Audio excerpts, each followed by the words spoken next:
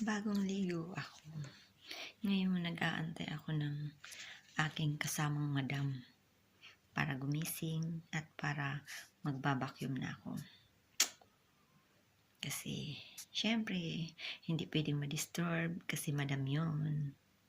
Diba? Kaya hindi muna magbabacuum at maingay yung vacuum. Ako naman ay waiting.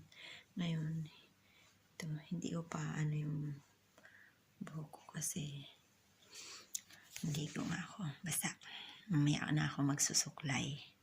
Ngayon, hello guys, I'm Ann. Paki-subscribe naman ang aking YouTube channel as a new vlogger. God bless us all. I love you all.